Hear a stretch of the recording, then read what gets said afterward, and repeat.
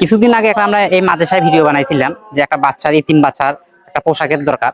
তো ঢাকা থেকে রিজু ভাই আমাদের ওই পোশাকটা পাঠিয়েছে, তো আমরা সেই বাচ্চাটাকে দেওয়ার জন্য আমরা সেই মাদ্রাসায় আসলাম। আসসালামু আলাইকুম হুজুর, ভালো আছেন? আমরা ওই যে মোস্তফা নামে যে ভাইয়ের একটা ভিডিও বানাইছিলাম, ওনার একটা পোশাকের দরকার ছিল, আমরা পোশাকটা নিয়েছি। ওই ভাইয়ের যে দরকার, এখন ওনাকে ডাকা যাবে? মোস্তফা, মোস্তফা, কেমন আছো? আলহামদুলিল্লাহ। তুমি আমাদের কাছে কি চাইছিলে? একটা পাঞ্জাবি, মানে জুব্বার পায়জামা, জুব্বার কাপড়। যাই হোক, ঢাকা থেকে তোমার ভিডিওটা দেখার পর ঢাকা থেকে রিজু ভাই নামে এক ভাই, উনি সেই কাপড়টা পাঠাইছে। আমরা সেই কাপড়টা তোমাকে দেওয়ার জন্য আসলাম।